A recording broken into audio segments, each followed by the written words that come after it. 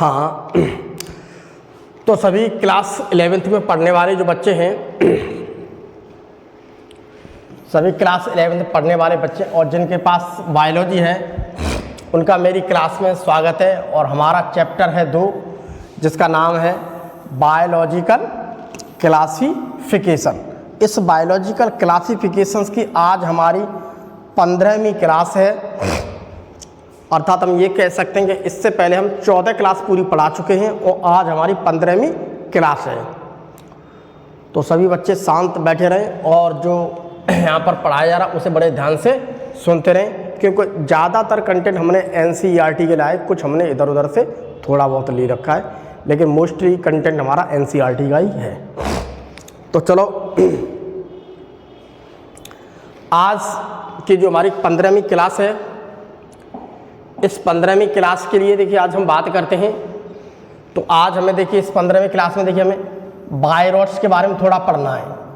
हमारा जो अध्याय है, जो हमारे चैप्टर 2 है बायोलॉजिकल क्लासिफिकेशन में, तो ये हमारे बिल्कुल लास्ट वाले पॉइंट बचे हुए हैं जो कि NCERT में लास्ट में मेंशन है। तो इसमें देखिए हम बायोरॉड्स को थोड़ा देखते हैं, थोड़ा हम प्रियॉन्स को देखेंगे, उसके बाद देखिए हम लाइकेंस को देखेंगे। तो ये सारी चीज़ जो है हमारे लास्ट वाले पॉइंट में। तो आज की हमारी जो 15वीं क्लास है उस क्लास में आज हमें इस चीज़ को अच्छी तरह से पढ़ना है। तो आज हम इसी चीज़ को थोड़ा समझेंगे। तो सबसे पहले देखिए हम आप यहाँ पर ये देखते हैं कि आखिर में बायोरॉड्स क्या है। तो देखिए हम थोड़ा देखते हैं कि बायोरॉड्स क्या हैं। तो सबसे पहले हम ये भी कह सकते हैं कि देखिए बायोरॉड्स को हम इसे वायरस को नेक्ड वायरस भी कह सकते हैं और इसके अलावा हम इसे मेटा वायरस भी कहते हैं। तो वायरस जो होते हैं उन्हें हम नेक्ड वायरस भी कह सकते हैं और उसे हम मेटा वायरस भी कहा जाए। इसे 2 नामों से और हम पुकार सकते हैं। तो हमारा एक है नेक्ड वायरस और दूसरा हमारा मेटा वायरस। उसके अलावा देखिए हम देखते हैं सन 1971। तो सन 1971 की बात करें तो उस समय एक साइंटिस्ट थे जिनका नाम था T.O. डायनर। तो देखिए T.O. डायनर एक साइंटिस्ट थे, तो इन्होंने इस चीज़ को डिस्कवर किया था। तो ए न्यू इन्फेक्शियस एजेंट, ये एक नया संक्रामक क्या होता है, एक कारक होता है, that was smaller than virus. तो इन्होंने इस चीज़ को सन 1971 में T.O. डायनर नाम के एक साइंटिस्ट थे, तो उनने इस चीज़ को खोजा था और उन्होंने कहा था यह एक संक्रामक कारक है, किसी भी चीज़ को क्या इन्फेक्शस करता है।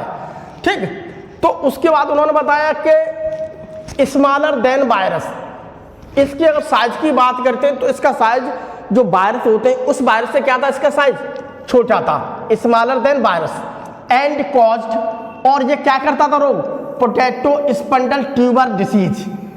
तो एक जैसे ये देखिए, इसे देखिए, ये क्या है, आलू, इसे कहता हूं मैं क्या, आलू, पोटैटो। तो आलू को हम देखते हैं, तो आलू अगर मैं देखता हूं तो आलू मुझे इस प्रकार की संरचना का दिखाई देता है, तो हम इसे कहते हैं कि इस आलू को क्या हो गया है, डिसीज हो गया है, इस आलू को क्या हो गया है, एक रोग हो गया है। तो इस आलू को रोग हो गया है, तो ये रोग किससे हुआ, तो ये रोग होता है हमारा वायरस की वजह से। वायरस क्या होते हैं, पहली बात इनका वायरस से क्या होता है, साइज बहुत छोटा होता है। वायरस का क्या होता है, वायरस से बहुत छोटा साइज होता है।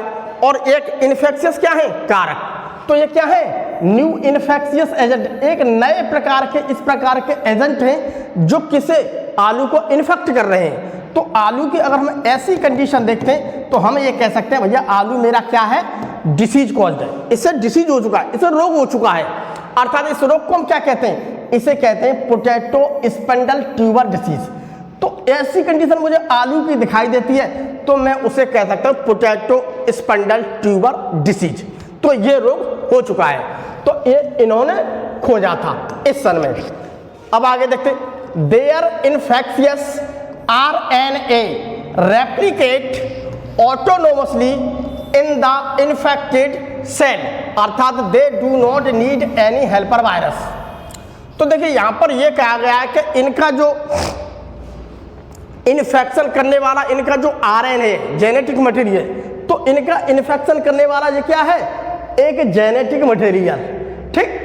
इनका जेनेटिक मटेरियल यानी कि इन्फेक्शियस आरएनए, आरएनए जो होता है वो क्या करता है, इसे इन्फेक्ट करता है, तो वो क्या करता है, रेप्लिकेट। तो replicate autonomously in their infected cell, तो किसी भी सेल के अंदर वो जाएगा तो स्वतः ही अपने आप ही क्या, वो इन्फेक्शन करने लगता है, ठीक। दूसरी बात हम ये भी कह सकते हैं, they do not need any helper virus, तो इसे उस चीज को इन्फेक्शन करने के लिए किसी वायरस की आवश्यकता नहीं है, ये स्वतः ही करने लगता है। ये देखो लिखा है ऑटोनोमसली, ठीक है, ऑटोनोमसली।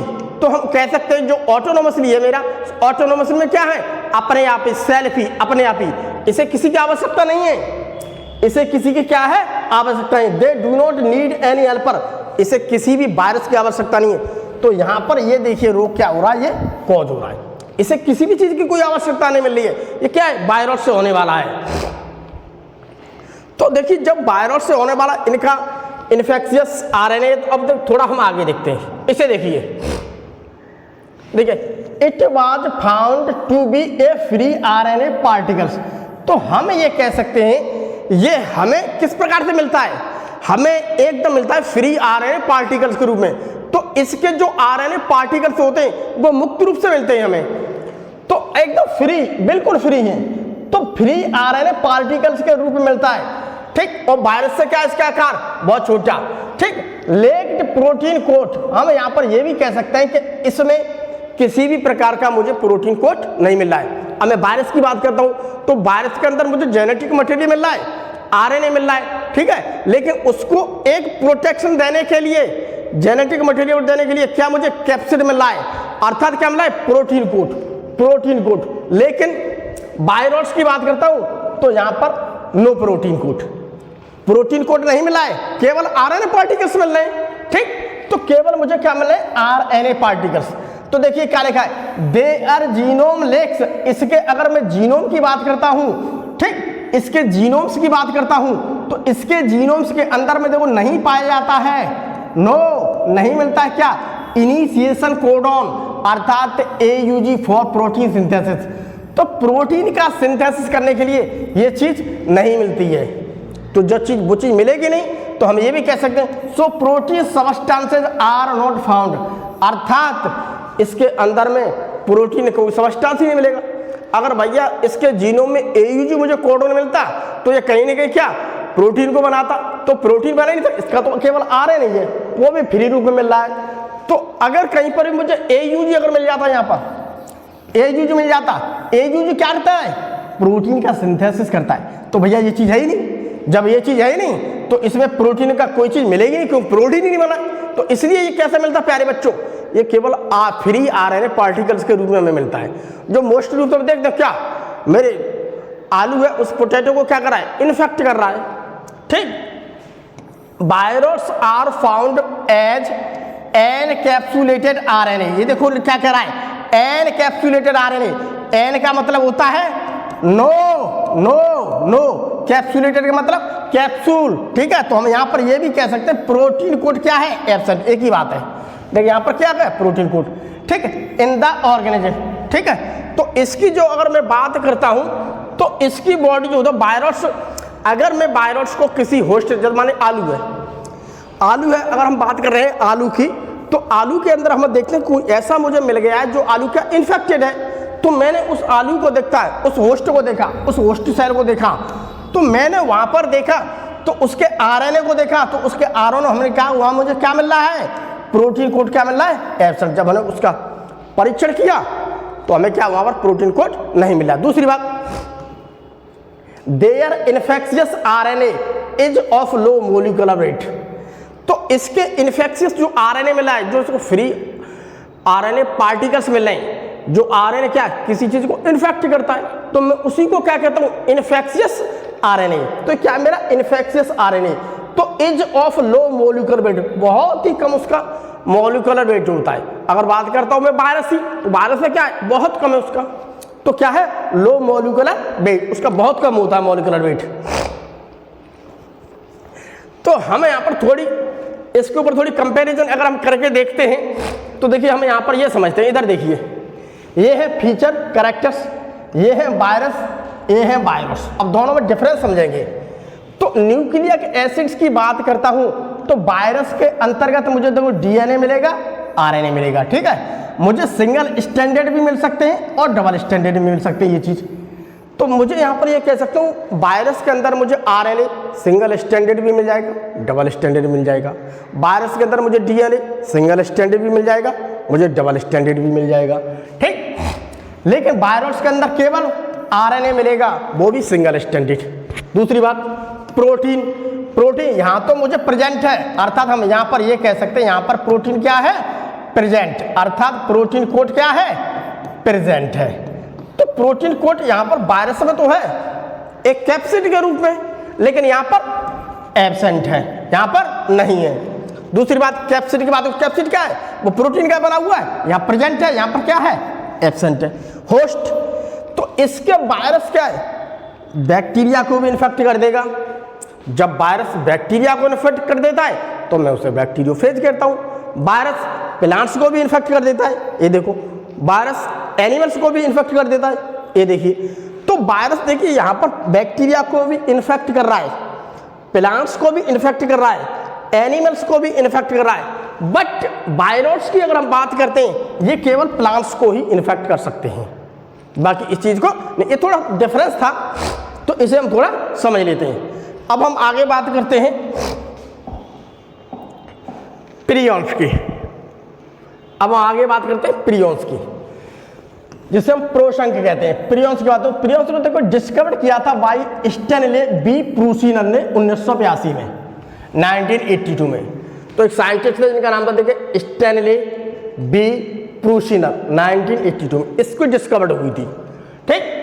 तो अब ये क्या है, ये एक डिसीज कॉज करता है जिसे हम कहते हैं न्यूरोलॉजिकल डिसीज, ठीक, अर्थात काउ मैड डिसीज।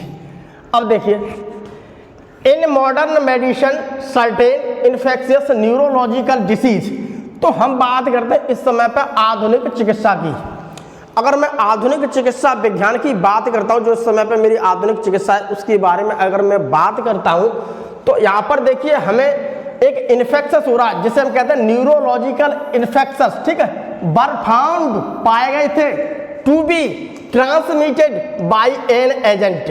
तो इस प्रकार की चीज न्यूरोलॉजिकल जो डिसीज है वो मुझे इस प्रकार से कह सकते हैं, एक एजेंट था, उस एजेंट के द्वारा क्या ट्रांसमिटेड होते हैं, consisting of abnormally folded protein, जो किसके बने होते हैं, जिनको कंसिस्टिंग बने हुए ऑफ एबनॉर्मली फोल्डेड प्रोटीन। जो प्रोटीन एक एबनॉर्मल तरीका से क्या हो रही है, एबनॉर्मल तरीका उसे कहते हैं।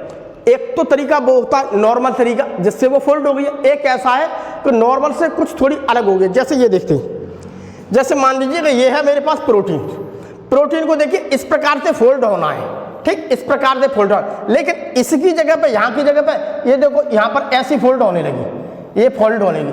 अर्थात हम ये कह सकते हैं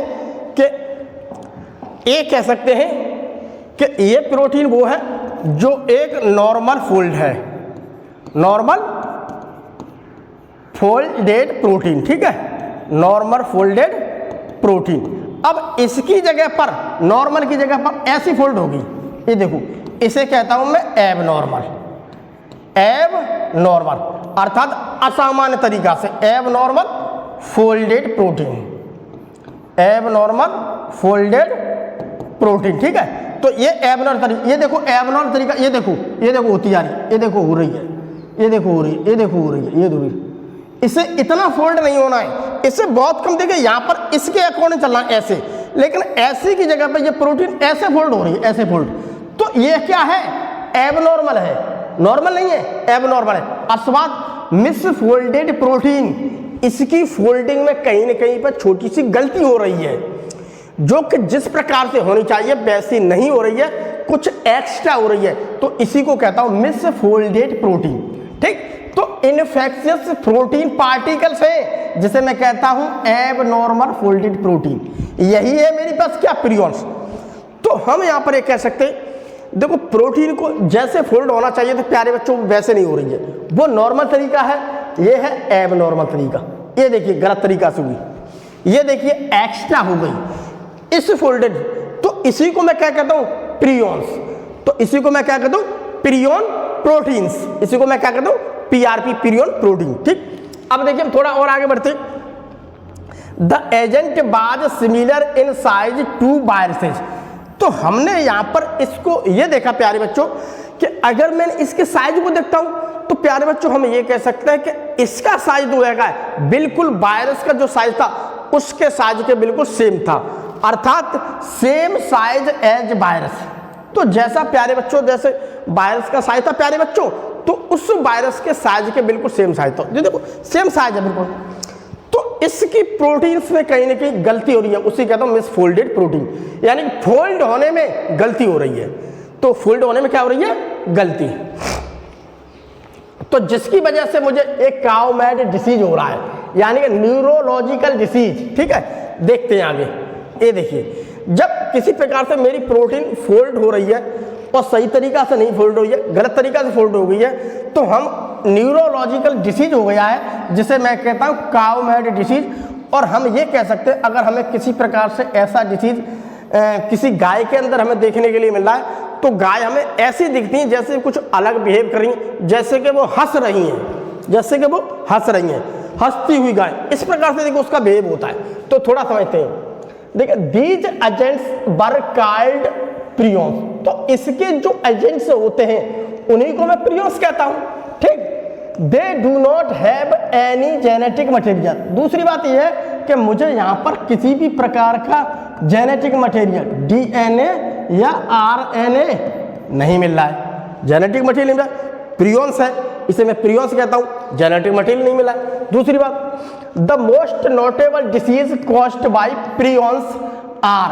अब हम ये कह सकें इसका सबसे ज्यादा जो चर्चित देखे जाने वाला जो डिसीज है वो प्रियॉन्स के द्वारा तो हो रहा है, लेकिन उसका नाम क्या है, बॉबिन स्पंजिफॉर्म एन्सेफेलोपैथी, जिसे मैं कहता हूं BSE। ठीक है, bovine spongiform encephalopathy BSE, commonly called as mad cow disease in cattle, जिसे मैं सामान्य रूप से इसे भी कहता हूं मैड काउ डिसीज।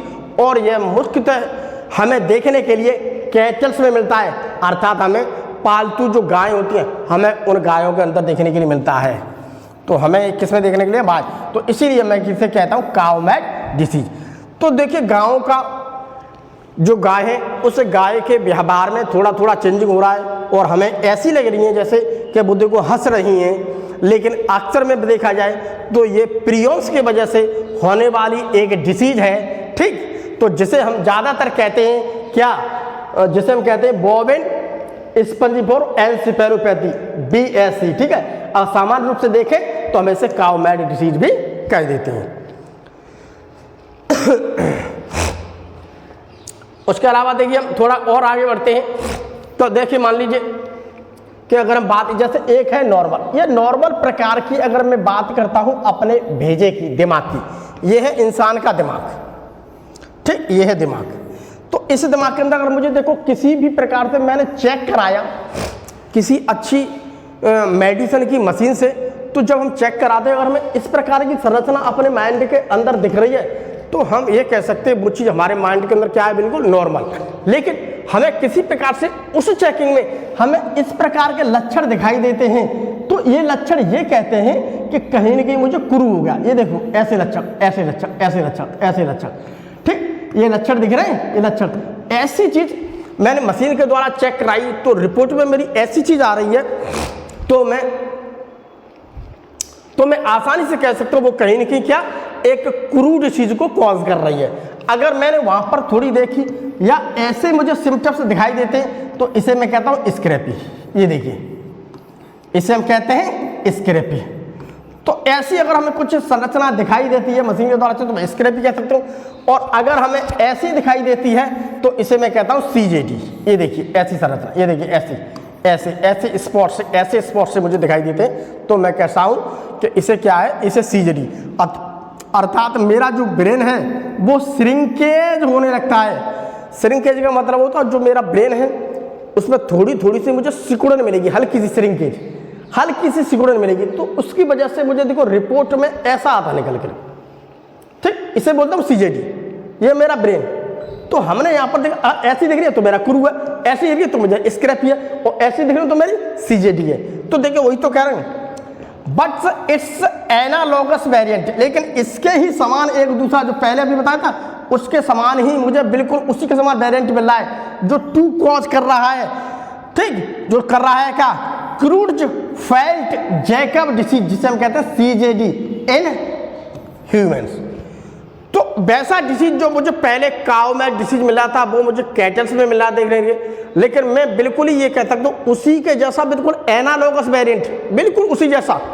ठीक, तो हमें कहीं ना कहीं उसी के समान कुछ एक एनालॉगस वेरिएंट मिला है। तो इस एनालॉगस वेरिएंट को कह रहे हैं, तो ऐसा मुझे एनालॉगस वेरिएंट मिला है जो इंसान के अंदर भी रोक कर रहा है, तो उसे हम कहते हैं क्या, सीजेडी।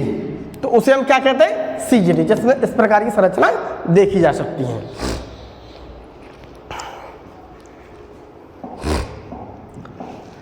अब देखते हैं, देखिए लाइकेन को, आखिर में लाइकेन क्या है। देखिए लाइकेन को देखिए, हम यहाँ पर ये कह सकते हैं कि अगर मैं बात लाइकेन की कर रहा हूँ तो लाइकेन में उसे कहता हूँ जहाँ पर मुझे 2 चीज़ का कॉम्बिनेशन मिलता है। एक तो मुझे कॉम्बिनेशन शैवाल का मिलता है और दूसरा मुझे कॉम्बिनेशन मिलता है कवक का। तो एक ऐसी कंडीशन आ जाती है जहाँ पर कवक और शैवाल दोनों आपस में एक सिम्बायोटिक कंडीशन में रहने लगते हैं, अर्थात सहजीवी के रूप में रखते हैं। सहजीवी का मतलब है कि साथ साथ रहना, तो दोनों साथ साथ रहेंगे, दोनों साथ साथ रहकर क्या करेंगे, उसे भी फायदा हो रहा है, साथ रहने से उसे भी फायदा हो रहा है, तो हम उसे कहते हैं म्यूचुअली बेनिफिट। तो जब शैवाल और कवक की ऐसी स्थिति आ जाती है कि वो दोनों साथ साथ रहते हैं, तो उस साथ साथ रहने वाली स्थिति को मैं लाइकेन कह देता हूँ। तो उसी को मैं क्या कह देता हूँ, लाइकेन। तो यहाँ पर देखिए एल्गा है मेरा और फंगस। जब कोई शैवाल और कोई फंगस जब पास पास रहने लगे, दोनों एक दूसरे के सहजीवी के रूप में रहने लगे, तो मैं उसी को लाइकेन कह देता हूँ। यहाँ देखिए ये एक ऐसी संरचना है, यहाँ पर मुझे जो कवक होता है, एक कवक है और एक शैवाल है, दोनों साथ साथ रह रहे हैं। तो ऐसी साथ साथ रहने वाली संरचना जो बन जाती है उसे मैं कहता हूँ लाइकेन। जैसे कि ये देखिए, ठीक। तो इस प्रकार की मुझे कुछ कवक मिल रही है, उस कवक के साथ में ही वो रहने लगा क्या, शैवाल। तो ये देखिए कुछ कवक की वाली संरचना है और उस कवक के ऊपर एक कलरफुल संरचना आएगी, तो हमें ये कह सकते हैं कवक के साथ में कौन आ गया भैया, अब शैवाल आ गया। तो जो कलर कवक की अगर बात करें तो ज़्यादातर रूप में हमें कवक सफ़ेद देखने के लिए मिलते हैं मोस्टली केस में, लेकिन हम यहाँ पर ये कह सकते हैं कि हमें इस प्रकार की कंडीशन देखने के लिए मिल रही है, तो हम ये कह सकते हैं किसी भी पेड़ के ऊपर तो कवक और शैवाल दोनों साथ साथ हैं, अर्थात ये लाइकेन है। देखिए लाइकेन्स आर सिम्बायोटिक एसोसिएशंस। तो लाइकेन्स क्या है, एक सिम्बायोटिक एसोसिएशंस है, ठीक, सिम्बायोटिक एसोसिएशंस है, अर्थात म्यूचुअली यूजफुल, ठीक, mutually useful association between algae and fungi. तो हम यहाँ पर ये कह सकते हैं कि शैवाल जो होते हैं वो म्यूचुअली एक दूसरे के साथ साथ, ठीक, और अपने अपने फायदे के लिए रह रहे हैं, एसोसिएशन रह रहे हैं, एक सहजीवी के रूप में साथ साथ रह रहे हैं, एसोसिएशन बना करके रह रहे हैं, जिसमें एक तो मेरा एल्गी है और दूसरा मेरा क्या, फंगस। तो इधर क्या है, बिटवीन एल्गी एंड फंगस, तो उसी को मैं लाइकेन कह देता हूँ। अब मुझे यहाँ पर 2 पार्ट मिल रहे हैं, एक तो मुझे फंगस का मिल रहा है, दूसरा एल्गी का मिल रहा है। तो जो मेरा एल्गल वाला पार्ट है, the algal component is known as, तो एल्गल कंपोनेंट है उसे मैं कहता हूँ फाइकोबिएंट, और जो कवक वाला होता है, ये देखो लिखा है the fungal component is known as, तो कवक वाला जो घटक होता है उसे हम कहते हैं माइकोबिएंट, उसे हम क्या कहते हैं, माइकोबिएंट। यानी कि इसे हम कहते हैं क्या, कवकांश, और फाइकोबिएंट इसे क्या कहते हैं हम, शैवालांश। तो ये है मेरा शैवालांश, आधा भाग है वो शैवालांश का है, आधा भाग जो है कवकांश का है। तो ऐसे ही दूसरी बात, अगर मैं बात करता हूं इस लाइकेन की, तो देखिए good indicator of pollution SO2। मान लीजिए कि हम किसी शहर में गए और वहाँ शहरों पर लोग बहुत सारी दीवारों पर हमें देखने के लिए लाइकेन मिल जाएंगे। अगर हम देखते हैं कि लाइकेन वहाँ पर हरे भरे हैं, सही हैं, सही तरीका से वृद्धि करें तो हम ये कहेंगे कि वहाँ पर SO2 का पॉल्यूशन नहीं है। अगर किसी प्रकार से हम देखते हैं कि वहाँ पर जो लाइकेन होते हैं उन लाइकेन की संख्या कम होने लगी, मुरझाने लगे, गिरने लगे, मरने लगे, तो हम यहाँ पर ये कह सकते हैं प्यारे बच्चों कि अब यहाँ पर SO2 का क्या बढ़ गया है, प्रदूषण, यानी कि SO2 क्या गैस वो क्या है, बहुत ज़्यादा बढ़ गई है। तो जहाँ कहीं भी अगर हमें सल्फर डाइऑक्साइड गैस के बारे में अगर पता करना है तो हम वहाँ पर लाइकेन लगा देते हैं। तो लाइकेन हमें क्या है, एक सूचक के रूप में काम करते हैं, इसे हम कहते हैं गुड इंडिकेटर। तो SO2 के क्या है, ये गुड इंडिकेटर है। यही दो बात लिखिए। दूसरी बात देखिए, अब हम थोड़ा हम लाइकेंस को यहां पर समझते हैं। लाइकेंस, ठीक, एग्जिबिट सिम्बायोटिक रिलेशनशिप इन माइकोराजा। तो देखिए लाइकेंस की बात करते हैं, अगर लाइकेंस में बात करते हैं तो ये मुझे किसी भी प्रकार से हमें कह सकते हैं जो बड़े बड़े मेरे प्लांट्स हैं, ट्री हैं, जैसे कि जिम्नोस्पर्म, तो पाइनस वगैरह के साथ अगर हम देखने के लिए मिल जाते हैं, उसकी रूट्स में मुझे मिल जाते हैं देखने के लिए कवक, तो हम ये कह सकते हैं वो कहीं ना कहीं क्या एक माइकोराजा रिलेशनशिप को दर्शाते हैं। तो थोड़ा हम माइकोवेंट के बारे में पहले समझते हैं।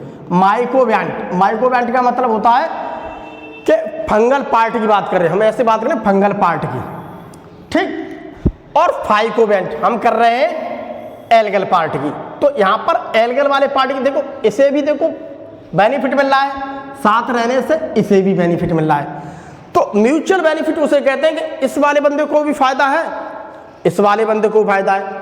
तो यही तो देखो, इसे भी बेनिफिट मिला साथ रहने से और इसे भी बेनिफिट मिल रहा है, दोनों को बेनिफिट मिला। तो इसी में क्या दूंगा, म्यूचुअली रिलेशनशिप। तो यहाँ पर म्यूचुअली रिलेशनशिप मिल रहा है। अब देखते हैं, देखिए एल्गल पार्टनर या हम इसे कहते हैं फाइकोवेंट, ठीक। पहली बात ऑटोट्रोफिक नेचर। अगर मैं बात करता हूँ शैवाल की, तो शैवाल की अगर बात करें तो शैवाल ज़्यादातर मुख्य रूप से हम ये कह सकते हैं वो ऑटोट्रॉफ्स होते हैं, अर्थात अपना खाना स्वयं बना सकते हैं। तो जो अपना खाना स्वयं बना सकता है उसे खाने के लिए किसी और के ऊपर डिपेंड रहने की जरूरत नहीं है, उसे हम कहते हैं ऑटोट्रॉफ्स। तो शैवाल क्या है मेरे, ऑटोट्रॉफ्स नेचर के, अर्थात photosynthesis and to provide food for fungi. तो जब ऑटोट्रॉफ्स है तो वो अपना खाना स्वयं बना लेता है, अर्थात वो फोटोसिंथेसिस करेगा और अपना खाना स्वयं बनाएगा। जब वो खाना स्वयं बनाएगा तो उसके साथ में कवक रह रहा है। कवक कैसे होते हैं, हेटेरोट्रॉफ्स, वो अपने आप खाना नहीं बना सकते। तो ये खाना बना करके क्या कर रहा है, उस कवक को दे रहा है कि भैया हम भी खा रहे हैं तुम भी खाइए। तो ये क्या कर रहा है, to provide food for fungi. तो ये फंजाई को खाना बना करके दे रहा है, अर्थात खाने में उसकी मदद कर रहा है, ठीक।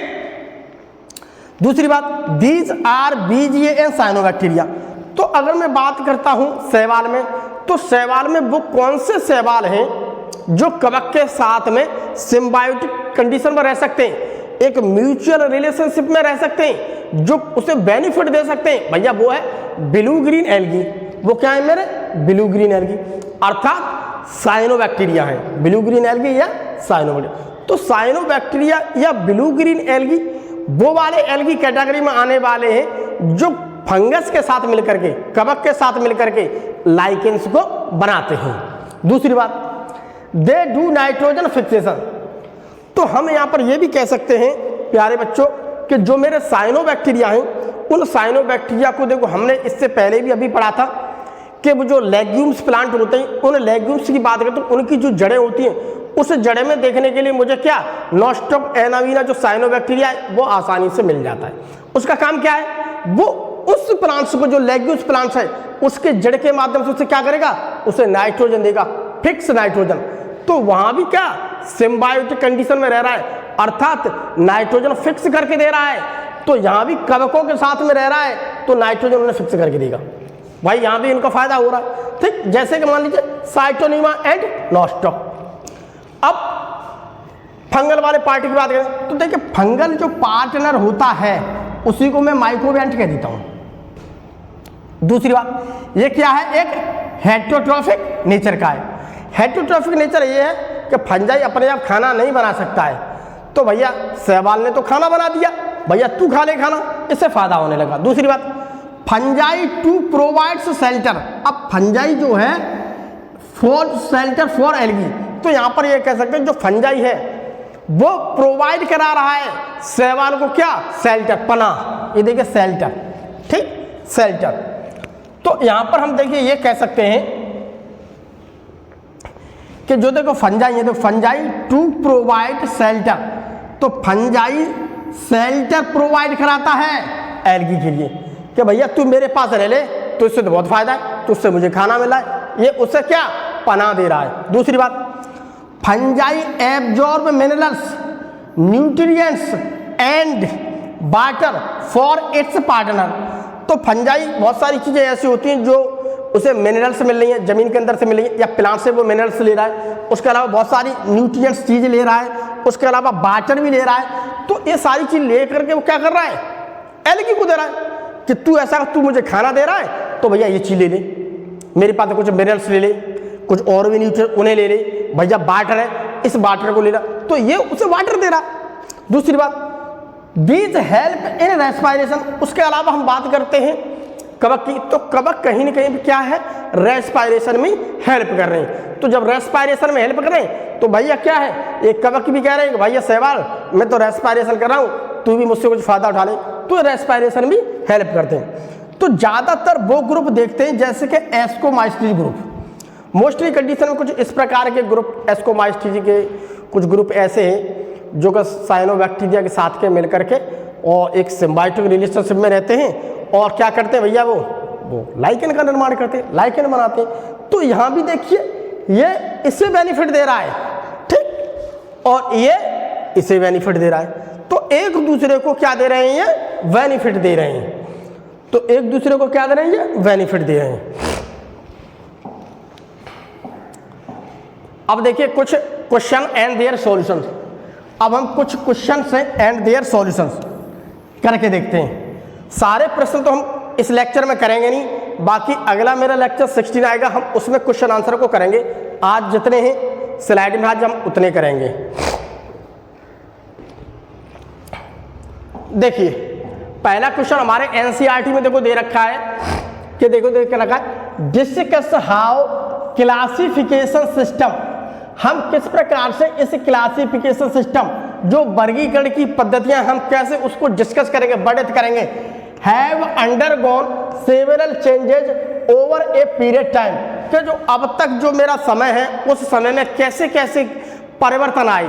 तो देखिए हम यहाँ पर ये कह सकते हैं जो मेरा क्लासिफिकेशन है, तो क्लासिफिकेशन को समय के साथ जैसे जैसे समय बढ़ता गया तैसे क्लासिफिकेशन में चेंजिंग आई, ठीक। तो तैसे क्लासिफिकेशन में क्या आई, मेरी चेंजिंग आई। तो उस चेंजिंग को देखते हैं, उस चेंजिंग कैसे कैसे आई।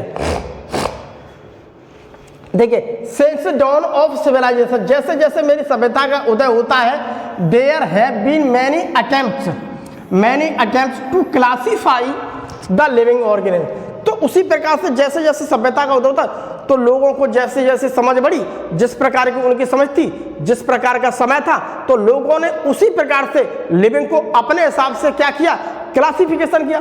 भाई शुरू में उन्हें इतनी नॉलेज नहीं थी, तो उन्होंने अपने यूज पे रख लिया। गाय मुझे दूध देती है, गाय से मुझे मांस भी मिल सकता है, बकरी मुझे दूध दी है, बकरी से मुझे मांस भी मिल सकता है, भैंस से। तो जो चीज़ से उसे फायदा हो सकता है उसे फूड की कैटेगरी में रख दिया। कुछ जानवर, कुछ पेड़ ऐसे थे जिनकी चीज को मैं मकान बनाने में प्रयोग कर सकता हूं, ठीक, तो उन्होंने उसे उसकी कैटेगरी में, शेल्टर की कैटेगरी में रख दिया। और कुछ ऐसे थे जो उनके लिए और भी ज्यादा, तो इस प्रकार से ये कह सकते हैं उन्होंने अलग अलग कैटेगरी में किया। तो अब हम बात करें ज्यादातर साइंटिफिक मैटर की। तो उस समय पर उनका कोई साइंटिफिक मैटर नहीं था, ठीक है। तो लेकिन बात करते हैं साइंटिफिक मैटर की, तो इसमें सबसे पहले नाम आता है प्यारे बच्चों अरिस्टोटल का। अरिस्टोटल वो साइंटिस्ट थे कि जिन्होंने पहली बार अपने दिमाग का यूज किया, कुछ समझा और कुछ चीज समझा, पढ़ा, तो उन्होंने उस क्लासिफिकेशन को एक साइंटिफिक बेस पर दिया। तो अरिस्टोटल से, तो Aristotle was the earliest to attempts to give a classification with scientific basis. तो हम यहाँ पर कह सकते हैं सबसे पहले प्रारंभ में जो अरिस्टोटल थे उन्होंने क्लासिफिकेशन को साइंटिफिक बेस पर सबसे पहले अरिस्टोटल ने दिया था। दूसरी बात, फिर आए लीनियस, तो Linnaeus classified all living organism.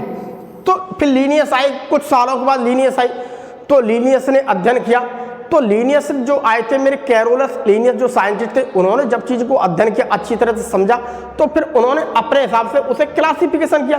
तो उन्होंने सारे के सारे जो लिविंग ऑर्गेनिज्म जितने भी, जैसे कि मेरे प्लांट्स, एनिमल्स, जितने भी मेरे लिविंग ऑर्गेनिज्म थे, उनको इनटू 2 लार्ज किंगडम, उन्होंने 2 किंगडम में विभाजित किया।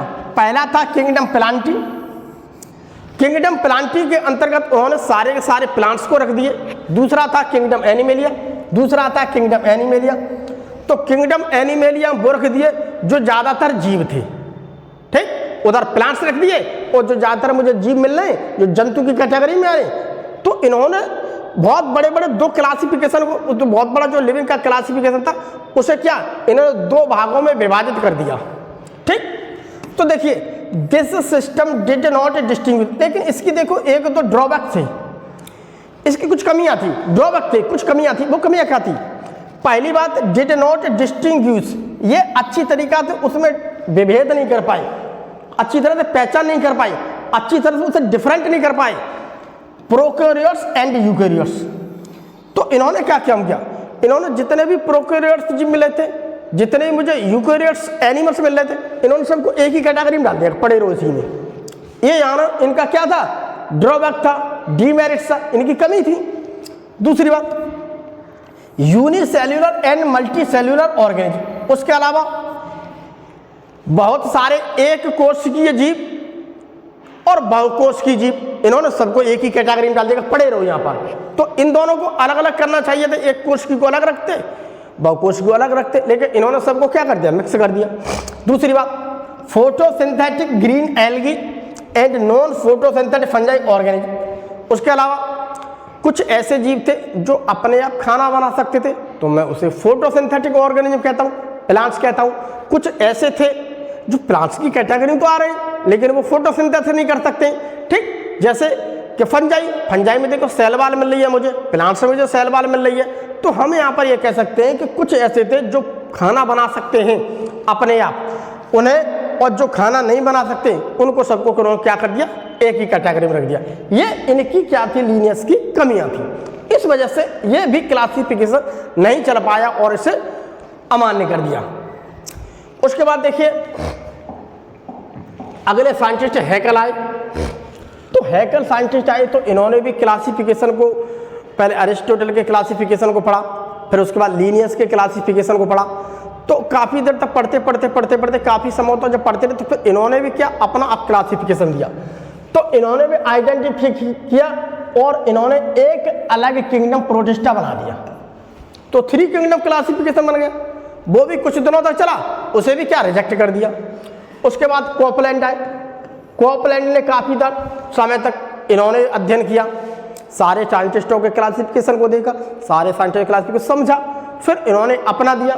तो इन्होंने भी एक 4 किंगडम सिस्टम ऑफ क्लासिफिकेशन बनाया, ठीक। काय मोनेरा, प्रोटिस्टा, प्लांटी। तो उन्होंने एक मोनेरा भी अलग ग्रुप क्रिएट कर दिया। भाई देखो ऐसे नहीं ऐसे है, तो समय के साथ धीमे धीमे जाके उसे भी रिजेक्ट कर दिया। तो ये भी मेरा क्या हो गया, रिजेक्ट हो गया, ठीक, ये भी रिजेक्ट कर दिया। फिर उसके बाद आए R.H. बिटाकर 1969। तो R.H. बिटाकर जो साइंटिस्ट आए थे, तो इन्होंने क्या किया, इनने सारी चीज को अच्छी तरह से समझा, परखा और जाना, फिर इन्होंने अपना क्लासिफिकेशन दिया। तो इनने जो क्लासिफिकेशन दिया था वो था 5 किंगडम क्लासिफिकेशन सिस्टम, ठीक। तो वो था 5 किंगडम क्लासिफिकेशन। तो इन्होंने देखिए Monera, protista, fungi, Plantae, animalia, ये 5 ग्रुप बना लिए, ठीक। इन्होंने 5 ग्रुप बनाए हुए। तो इनके क्लासिफिकेशंस को जब धीमे धीमे देखा गया, समझा गया, तो इनके क्लासिफिकेशंस को लोगों ने अच्छी मान्यता दी कि इनका क्लासिफिकेशन R.H. बिटाकर का बहुत अच्छा है। लेकिन इनके भी देखते हैं, but Whittaker has not described virus and lichens. लेकिन इनका भी देखिए 1-2 पॉइंट इस प्रकार का बचा कि जो प्रकृति के अंदर पाए जाने बहुत सारे वायरस मिल रहे हैं मुझे, उसके अलावा लाइकेस मिल रहे हैं। तो हम यहाँ पर ये कह सकते हैं प्यारे बच्चों कि इन्होंने अपने इस 5 किंगडम क्लासिफिकेशन में वायरस का और लाइकेंस का कोई जिक्र नहीं किया था। इन्होंने उसको अपने क्लासिफिकेशन में रखा ही नहीं था। फिर उसके बाद देखिए कुछ एक इनके ऊपर देखो एक स्टैनले आए, स्टैनले काफ़ी डिस्कस करते रहे। उन्होंने देखो वायरस और वायरस इत्यादि के ऊपर कुछ अध्ययन किया। तो हम यहाँ पर कह सकते हैं कि जैसे जैसे भैया मेरा समय बढ़ता गया, जैसे जैसे हमारी सोच बढ़ती रही, जैसे जैसे हमारी टेक्नोलॉजी बढ़ती रही, उस प्रकार से दिमाग आता गया, उस प्रकार से हम इसके ऊपर स्टडी करते गए और हमारा समय के साथ क्लासिफिकेशन में चेंजिंग आती गई। तो यही तो देखो हमारे समय के साथ क्या हुई, क्लासिफिकेशन में चेंजिंग आ गई।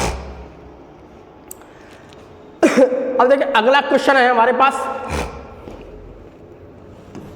ये है क्वेश्चन हमारा 2। State 2 economically important uses. ठीक, तो यहां पर कह रहा है कि ये जो इसके ऊपर हमें स्टेट देना है, कुछ लिखना है, वो भी ऐसे लिखने जो कि एक आर्थिक रूप से हमारे लिए महत्वपूर्ण उपयोग हो, यानी इकोनॉमिकली। ये देखो कह रहा है इकोनॉमिकली इंपॉर्टेंट यूजेज, इसका आर्थिक रूप से उपयोग हो, महत्वपूर्ण उपयोग हो। जैसे हेट्रोट्रॉफिक बैक्टीरिया, इसके ऊपर कुछ लिखिए। उसके अलावा देखिए ये कह रहा है आर्की बैक्टीरिया। तो हम कैसे पहचानेंगे कि जो हेट्रोट्रॉफिक बैक्टीरिया है और जो आर्की बैक्टीरिया है, इनका इकोनॉमिकली देखना है हमें, आर्थिक रूप से हमें कैसे ये फायदा मिल सकता है, हमें इसे कैसे ये हमें बेनिफिट दे सकते हैं। तो यहां पर देखते हैं, पहले हम देखते हैं हेट्रोट्रॉफिक बैक्टीरिया को। तो हेट्रोट्रॉफिक बैक्टीरिया वो होते हैं जो बैक्टीरिया अपने आप खाना नहीं बना सकते हैं। तो यहां पर देखते हैं, तो देखिए they are helpful in making curd from milk. तो हम यहां पर ये कह सकते हैं प्यारे बच्चों कि हेट्रोट्रॉफिक वो बैक्टीरिया होते हैं जो कि मेरा दही बनाते हैं, किससे, दूध से। तो ये तो देखो कह रहा है हेल्पफुल, अर्थात ये क्या है, लाभदायक है, अर्थात हेल्पफुल, ये मदद करते हैं। हेल्पफुल क्या है, बहुत ही ज्यादा बेनिफिशियल है इन मेकिंग कर्ड, दही बनाने में, फ्रॉम मिल्क, दूध से। तो ये बहुत ही क्या है, हमारे लिए फायदेमंद है, लाभदायक है। क्यों कि ये दूध से दही बनाते हैं। दूसरी बात, they are also useful in production of antibiotics. इसके अलावा भी और भी ज्यादा हमारे लिए फायदेमंद है, उसके साथ साथ और भी फायदा करते हैं एंटीबायोटिक्स के प्रोडक्शन में, in the production of antibiotics. उसके अलावा fixing nitrogen in legume roots. भैया हेट्रोट्रॉफिक बैक्टीरिया मुझे मिल रहे।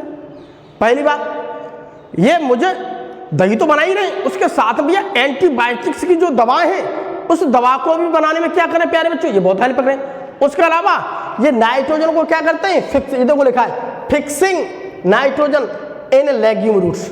जो लेग्यूम फैमिली के लेग्यूम ग्रुप्स के जो प्लांट्स होते हैं, उनकी नाइट्रोजन को ये कहीं ना कहीं क्या करते हैं, फिक्स करते हैं। तो ये देखिए दो जगह पे हमें इसका यूज मिल रहा है, हमारे लिए क्या है, ये लाभदायक है।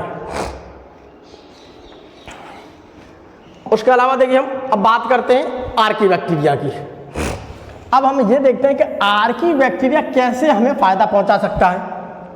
तो देखिए यहां पर देखिए methanogens are present in the guts of several ruminants animals like cows and buffaloes.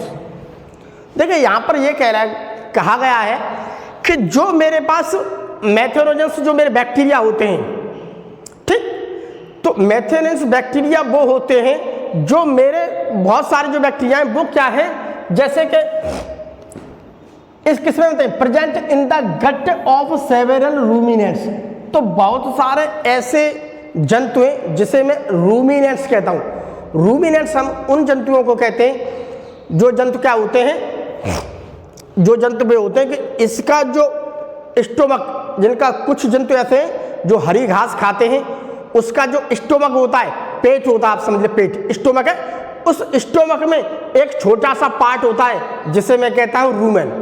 Rumen क्या काम करता है, जब भी कोई जीव है, जैसे गाय है या भैंस है या बकरी है, तो वो क्या करेगी, वो सबसे पहले जाके घास को खाएगी। तो पहले वो घास को खा करके अपने रूमेन वाले भाग में रखेगी। तो रूमेन वाला भाग वो होता है जहां पर क्या होता है, पार्शियल डाइजेशन, आंशिक पाचन होता है, पूरा पाचन नहीं होता है, आंशिक पाचन होता है। अब वो भैंस बैठ जाएगी अपने घर पर, मेरा मतलब अपने पहले चारा खा लेगी, फिर वो भैंस बैठ जाएगी, गाय बैठ जाएगी, बकरी बैठ जाएगी, फिर वो जुगाली करती रहेगी, अर्थात अपने मुंह को चलाती रहती है ऐसे करके। तो वो अपने मुंह को चला रही है, तो इसका मतलब क्या कर रही है, वो जुगाली कर रही है। तो ऐसे जो जीव जिसके पेट के अंदर में रूमेन मिलती है उसे मैं कहता हूं रूमिनेंट्स।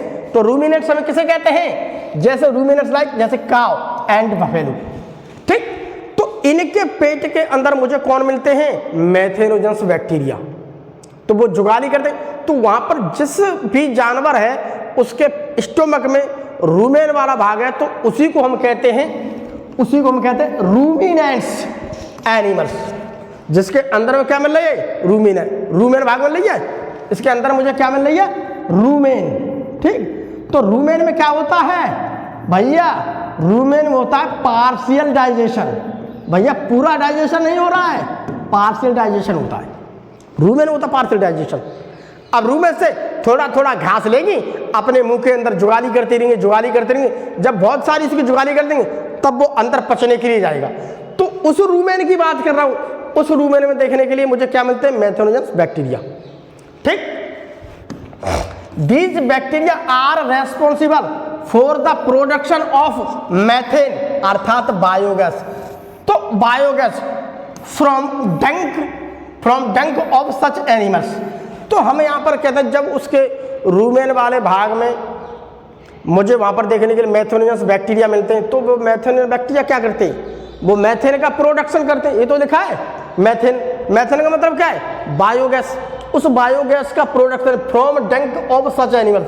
तो जब भी कभी ऐसे जानवर होते हैं तो आप उस जानवर को देते, तो उस जानवर क्या करते हैं, बाद में खाने के बाद गोबर कर देते हैं। तो गोबर क्या है, उनका डंक है, डंक मतलब गोबर, ये देखो लगा डंक मतलब गोबर। तो जब वो गोबर करते हैं तो गोबर में बहुत सारे ऐसी चीज क्या है, गोबर को हम देखते हैं, गोबर में क्या मिली हमें, बायोगैस। वो बायोगैस मिली हमारे लिए बहुत काम की बायोगैस है। उससे हम क्या, हम उसे प्रकाश कर सकते हैं, बहुत सारी चीज़ों में यूज कर सकते हैं। तो बायोगैस क्या है, हमारे लिए बहुत फायदेमंद है, उसे अपने खेतों में डाल सकते हैं, हमारे लिए बहुत बायोगैस क्या है, प्रोडक्ट। तो हम यहाँ पर ये कह सकते हैं कि ये कहीं न कहीं पर देखिए क्या है, दीज बैक्टीरिया आर रेस्पॉन्सिबल, ये बैक्टीरिया भी क्या आर रेस्पॉन्सिबल होते हैं, जिम्मेवार होते हैं for the production of methane, यानी बायोगैस के लिए। भैया बायोगैस बनाने में क्या ये हेल्प करते हैं from the dung of such animals, ऐसे एनिमल्स को। दूसरी बात देखिए, due to different cell wall structures. देखिए डिफरेंट सेल वाल स्ट्रक्चर्स होने की वजह से आर्की बैक्टीरिया की, अब मैं बात करता हूँ बैक्टीरिया की और मैं बात करता हूँ आर्की बैक्टीरिया। तो आर्की बैक्टीरिया वो होता है कि उसकी जो बाल होती है सेल वाल, जो सेल की बाल होती है उसे मैं कहता हूँ सेल वाल, तो मुझे डिफरेंट टाइप की मिलती है, जबकि बैक्टीरिया की सेल वाल अलग टाइप की मिल रही है। बैक्टीरिया की सेल वाल के अंदर मुझे पेप्टिडोग्लाइकन मिल रहा है, लेकिन आर्की बैक्टीरिया की जो सेल वाल होती है वहाँ पेप्टिडोग्लाइकन नहीं मिल रहा है। तो वही तो देखो लिख रहा है, due to the different cell wall structures then bacteria से अलग होती है, they are able to tolerate in extreme condition. तो जब हम बात करते हैं कि इसकी जो सेल वाल है आर्की बैक्टीरिया की, उस बैक्टीरिया से डिफरेंट है, जिसकी वजह से ये मेरा बैक्टीरिया जो है वो एक्सट्रीम कंडीशन में भी सर्वाइव कर सकता है। बैक्टीरिया नहीं कर सकता है क्योंकि वहाँ पेप्टिडोग्लाइकन है उसकी सेल वाल में और यहाँ पर नहीं है। तो हम प्यारे बच्चों ये कह सकते हैं ये अच्छी तरह से सर्वाइव कर जाएगा, ये मेथेन गैस की प्रोडक्शन में हेल्प कर रहा है और अच्छी सी जगह पर क्या टॉलरेट यानी सर्वाइव कर सकता है, अर्थात ये सहन कर सकता है इन एक्सट्रीम कंडीशन। किस तरह भी एक्सट्रीम कंडीशन हो ये इसको क्या कर सकता है, उसको सहन कर सकता है। आज की क्लास में हम देखिए एनसीईआरटी के 2 क्वेश्चनों को हल करेंगे, बाकी अगली क्लास में जो बचे हुए प्रश्न हैं उन बचे हुए प्रश्नों को समझेंगे और उनके आंसर को हम यहाँ पर जानेंगे। इसका आंसर हम कैसे, अगर किसी प्रकार से हमारे एग्जाम्स में आ जाता है तो हम उस आंसर को कैसे दे सकते हैं। तब तक के लिए बाय बाय।